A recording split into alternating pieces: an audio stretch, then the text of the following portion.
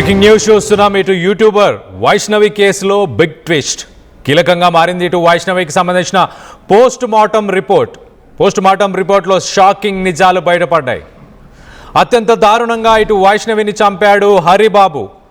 ఇటు వైష్ణవి గొంతు నులిమి ఇటు వైష్ణవిని చంపేసినట్లు ఇటు పోస్ట్ మార్టం రిపోర్ట్లో ఉంది. చనిపోయిందని నిర్ధారించుకోవడానికి ఇటు కత్తితోని కూడా పలుమార్లు కత్తితో కూడా పొడిచినట్టు గుర్తించారు. అలాగే ఇటు వైష్ణవి ముఖం, తల, చేతులు అలాగే ఛాతీ భాగాల పైన దాదాపు 20 సార్లు కత్తిపోట్లు, ఆ శరీరం పైన 20కి పైగా కత్తిపోట్లు పొడిచినట్టు నిర్ధారించారు.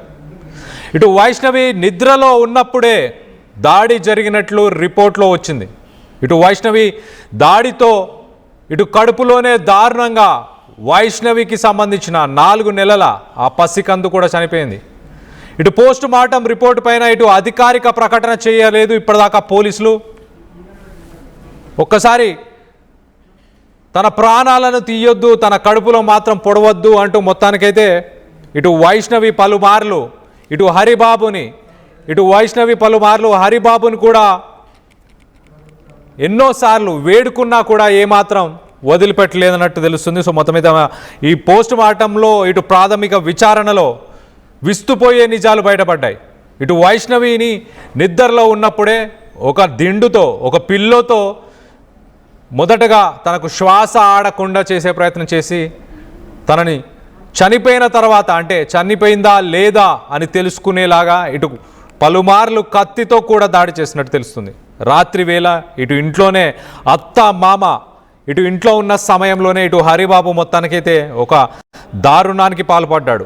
కొన్ని శబ్దాలు వినిపించినప్పుడు ఇటు తల్లిదండ్రి, ఇటు అత్త మామ ఎవరైతే ఉన్నారో వాళ్ళు కూడా ఏమైంది అని అడగడానికి వచ్చి అడిగిన తర్వాత కూడా ఏం లేదు, మేము కొంత మాట్లాడుకునే ప్రయత్నం చేస్తున్నాము అంటూ చెప్పుకొచ్చే ప్రయత్నం చేశాడు హరిబాబు. ఇటు తల్లిదండ్రులు మోసం చేశాడు, నమ్మించి మోసం చేశాడు. అలాగే ఇటు కట్టుకున్న భార్యని, నువ్వు లేకపోతే నాకు ఈ ప్రాణం వద్దు, నువ్వు లేకపోతే నేను బ్రతికుండను, నువ్వు నా ప్రేమను యాక్సెప్ట్ చేయకపోతే నేను చచ్చిపోతానంటూ చెప్పుకొచ్చిన హరిబాబు మొత్తం మీద ఆమె ప్రాణాలనే తీసేసుకున్నాడు. ఇప్పుడు ప్రస్తుతానికి ఈ పోస్ట్ మార్టం రిపోర్ట్ని అఫీషియల్గా పోలీసులు అయితే ప్రస్తుతానికి అఫీషియల్గా దీన్ని ధృవీకరించలేదు. కానీ విస్తుపోయే విషయాలు బయటకు వెలుగులోకి వచ్చాయి. ఇటు గొంతు నిలిమి దాని తర్వాత తనని చంపేసినట్టు, చనిపోయిందా లేదా అంటూ ఇటు కత్తితో పలుమార్లు తన ముఖం పైన, తన తలపైన, అలాగే చేతులు, అలాగే ఛాతీ ఈ భాగాలపైన కత్తితో దాదాపు 20కి పైగా కత్తిపోట్లతో పొడిచినట్టు నిర్ధారించారు. ఇటు వైష్ణవి పైన దాడితో ఇటు కడుపులో 4 నెలల ఆ పసికందు కూడా చనిపోయింది. పోస్టుమార్టం రిపోర్ట్ పైన ప్రస్తుతానికి పోలీసులు అధికారిక ప్రకటన చేయలేదు. ఇటు వైష్ణవి మృతి గురించి యూట్యూబ్లో తన అన్నలు ఇప్పుడు ప్రస్తుతానికి వీడియోలు పెట్టి మాట్లాడే ప్రయత్నం చేస్తున్నారు. కడుపులో బిడ్డ ఉందని తనను వదిలేయమని వైష్ణవి పలుమార్లు కాళ్ళు పట్టుకొని ఇటు హరిబాబుని అడిగినా కూడా కనికరించలేదంటూ ఇటు ఫ్యామిలీ మెంబర్స్ చెప్పుకొస్తున్నారు. ఎక్కడైనా పొడుచుకో కానీ కడుపులో వద్దంటూ ఇటు వైష్ణవి కన్నీళ్లు పెట్టుకుంది.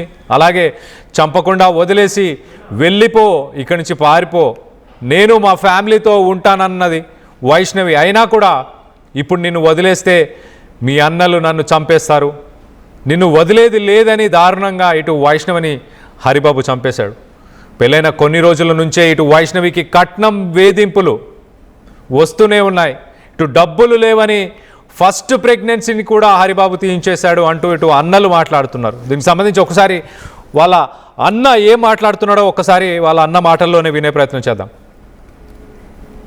అయితే చెల్లెలి కాపురం కొరకే ఆమె సుఖంగా ఉండాలని మీరు చాలా ఆలోచించిన తర్వాత ఈ సంపాదన సరిపోదు అనేటువంటి కోణంలో ఉన్నప్పటికీ 20,000 వచ్చినా పర్వాలేదని అడ్జస్ట్ అయ్యారు. తర్వాత యాక్సెప్ట్ చేసిన తర్వాత చెల్లె మీకు చెప్పిందా, అన్నయ్య ఇది పరిస్థితి ఇట్లా జరుగుతుంది, కొన్ని రోజుల నుంచి గొడవ అవుతున్నది లేదా ఇట్లాంటి ఇబ్బంది ఉన్నది అని చెప్పిందా ఎప్పుడైనా? గొడవల గురించి అయితే ఇప్పుడు చెప్పేది కాదు. గొడవలు కూడా మాకు అంతగానో మేము కనిపించలేదు. అదే వాళ్ళ పరివాళ్ళ అమ్మ వాళ్ళే కొంచెం బ్యాడ్ అంటే వాళ్ళు ఒప్పుకోకపోవడం, రౌడీజం, మాటలు దారుణంగా మాట్లాడడం, A to Z మాట్లాడతారు మొత్తం వాళ్ళు. కాబట్టి ఏదో మెల్లిమెల్లిగా ఒప్పిద్దాం అని చెప్పేసి అనుకున్నాం. పెద్దవాళ్ళు పంచాయతీలు ఏమైనా ఉంటే దాని తర్వాత మేము వెళ్ళి ట్రై చేద్దామని చెప్పేసి అనుకున్నాం. నేను కూడా ఇప్పుడే ప్రెగ్నెన్సీ వద్దామని చెప్పేసి చెప్పిన. ఫస్ట్ మాట్లాడిన తర్వాత ఓకే అయితే ఓకే, లేకపోతే లేని చెప్పి స్టార్టింగ్ లేపిన పెళ్ళైనప్పుడే. కానీ నా మాట వినకుండా మళ్ళీ ఇక్కడ తీసుకొచ్చారు, అక్కడికి వస్తే ఇలా జరిగిపోయింది. అంటే మీరు కూడా ఒక దశలో అనుకున్నారు గొడవలు అయ్యి వాళ్ళ ఇంట్లో కుటుంబ సభ్యులు ఒప్పుకోకుంటే వాళ్ళు అటు మా చెల్లె ఇటు మీతో ఇక తెగదెంపులు చేసుకోవడానికి సైతం సిద్ధం అనేటువంటి కోణంలో మీరు బ్రాడ్గా ఆలోచించారు. అయినప్పటికీ ఇంత ఘాతకం అవుతుందని చెప్పేసి మీరు ఎప్పుడైనా అనుకున్నారా? ఇప్పుడు ఏం కోరుకుంటున్నారా, ఏం డిమాండ్ చేస్తున్నారు మీరు? చెప్పాలంటే నేను స్టార్టింగ్లోనే అనుకున్నా, ఇప్పుడు కాదు. పెళ్ళి కాకముందుకే అతను మందు తాగిండు ఒక అమ్మాయి కోసం, అంత పరిచయం లేని అమ్మాయి కోసం. ప్రేమ అంత ఇష్టం ఏం కరగలేదు, వీళ్ళు ఎప్పుడు కలిసింది లేదు, ఈ మధ్యలో మాట్లాడుకున్నది లేదు. ఇవన్నీ లేకుండా కూడా వాళ్ళు అంటే చెల్లెకి ఇష్టం లేదు, వద్దు ఆ నల్లవాడు నాకెందుకు అని చెప్పేసి.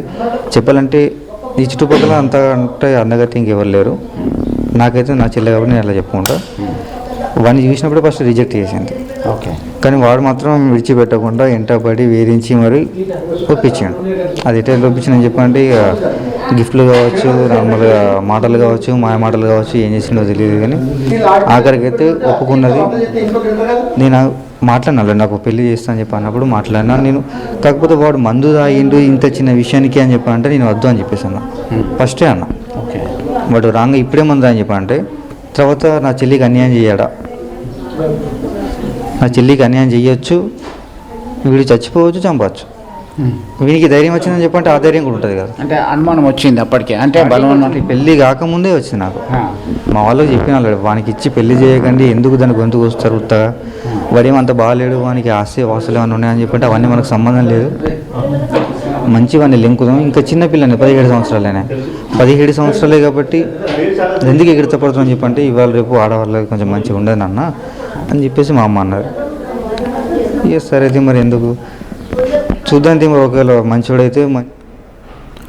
వాళ్ళన్న అయితే ససేమీరా పెళ్లి గురించి, హరిబాబు గురించి మొదటి నుంచి అనుమానాలను వ్యక్తపరుస్తూ వచ్చాడు. తనకి సంపాదన సరిగా లేదు, 20,000 సంపాదన సరే సరిపెట్టుకుంటారా అనుకుంటే ఇంకో పక్కన చూస్తే ఇటు ఆస్తులు లేవు. మరో పక్కన వైష్ణవిని వెంబడించి ఎప్పటికప్పుడు నీకోసం నేను చనిపోతా అంటూ ముఖపరిచయం లేని వ్యక్తి, ఇటు సోషల్ మీడియా మాధ్యమాల్లో పరిచయమైన వ్యక్తి తన కోసం ఎలాంటి రీజన్స్ లేకుండా కూడా చనిపోతా అంటూ గతంలో కూడా తను మందు తాగడం, అంటే చనిపోవడానికి ప్రయత్నం చేయడం, అంటే ప్రాణాలనే తీసేసుకుంటా, నేను చనిపోతా వైష్ణవి నువ్వు లేకుంటే అన్న ధోరణితోని వైష్ణవి వెంబడి మొత్తానికైతే వైష్ణవిని ప్రేమలోకి దించి పెళ్లి చేసుకున్నాడు. అప్పుడేమో ప్రాణాలు